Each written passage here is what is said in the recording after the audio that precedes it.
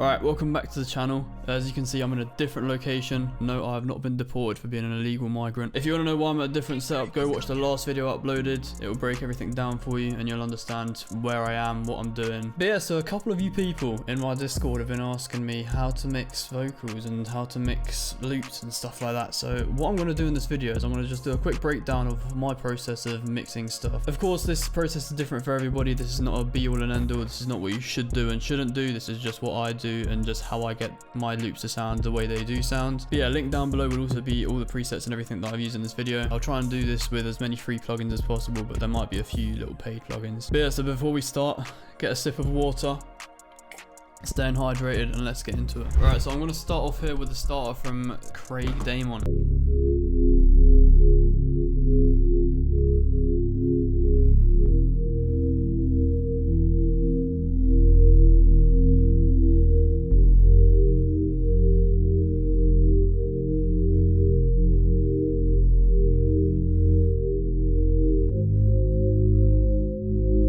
So yeah, as you can hear, that's the starter that we're going to use for this. I'm going to chop it all up. The thing is with starters, like some of them are kind of pre-mixed by the people that made them initially, so it's not a given that you'll have to mix starters especially, but I'll do it just for argument's sake. So obviously when you stem stuff out for using it, you obviously stem it out like this. You've got this already.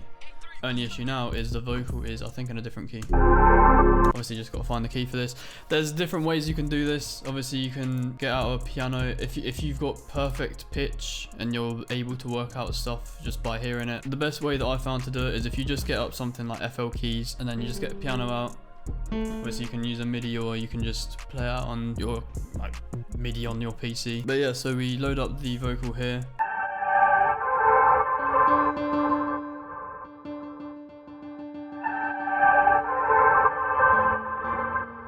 I'm here in D minor, so we're going to try it in D minor and see how it sounds.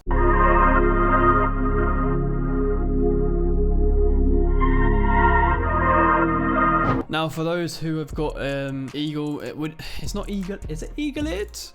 Any of you who've got good hearing basically is what I'm trying to say, will notice that this is actually a mono file. As you can see, even on the stereo peaks, they're both hitting at the exact same time, which usually means that they're in mono. And again, for anyone that's got good hearing, you'll literally be able to hear that that's in mono. So what we can do with this is I found using something like Magic Switch, which is from Baby Audio. I think it's a free plugin, so it's literally just a chorus. So if you've got any chorus plugins, you can use that as well. And yeah, so again, as I was saying, this is a mono channel, so using something like a chorus just gives it that stereo depth. So obviously it's not deriving anything from the original file, but it's just taking two different files, slightly putting them out of phase to just make sure that you create this chorus effect. And then something else you could also add is a stereo spreader as well to just further increase that stereo field of the sample. Sometimes I like to increase the low frequency bypass because you don't want to have low frequencies in stereo. I mean, maybe you do want to have that, but I've just noticed it sounds better when those lower frequencies are a bit more mono. Then you can just use the spread knob to further increase the stereo field of the sample.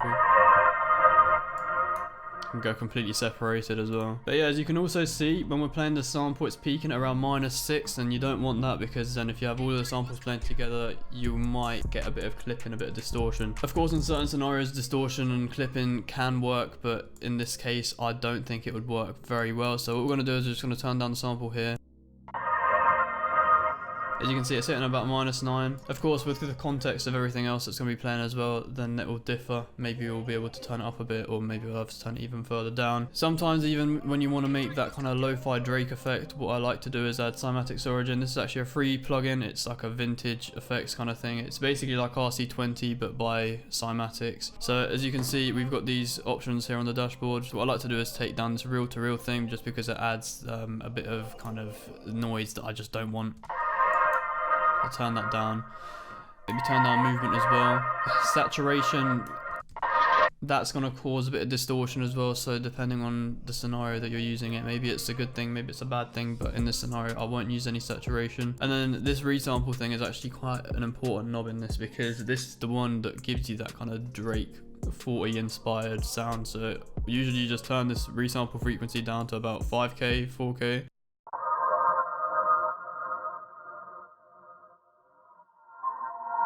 And then finally for EQing, luckily this vocal sample I think has already kind of been EQ'd, so it doesn't really need to be EQ'd. Maybe a 40 Hz cut around 200 is what I like to do. But again, as I said at the start, this is completely preferential. You can leave that completely if you want to have a bit more fullness in the low end from the vocal. And then in terms of the bass, I like to have my basses quite loud on the sample, so usually when you listen to a sample from me, you'll hear the bass is the loudest element. Again, as I said at the start, completely preferential, so you can just choose to have it louder or not, but I like to have it around 6 dBs. What you can also do, and what I like to do with my samples, is I like to have my own little bass preset. So I've got this bass source, and what this is basically just an FL preset which has a compressor, this blood overdrive which is obviously an overdrive, and a limiter just to make sure we don't peak too much, and an EQ just cutting out the highs, just because sometimes bass sounds are quite harsh and you don't want them to cover the entire frequency spectrum.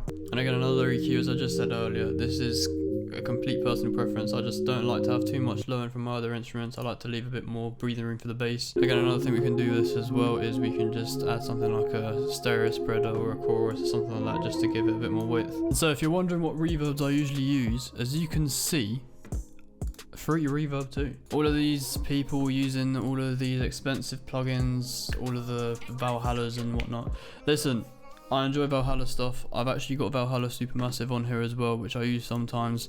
But realistically, for sometimes when you're just trying to get a quick reverb and you're just trying to get something down, Fruity Reverb 2 oftentimes just does work. So, of course, Valhalla Supermassive is free. So is the Tau Reverb that I use a lot as well, which is probably one of my favorite reverbs actually. Yeah, so this Tau Reverb, the Valhalla Supermassive, and Fruity Reverb are all free plugins. So there's no point in spending ridiculous amounts of money on reverbs when you can get all of these for free. Another little method that I like to use sometimes is in Shaperbox, you have this little liquid thing. Now, at first this just looks random, like what is this? But if you want to add that kind of lo-fi phasing moving effect that you get in a lot of R&B by people such as Summer Walker, Party Next Door, just using something like this will just give you a bit more movement in the sample in ways that you don't really expect it to. So this is quite subtle, but you can go like really intense with it.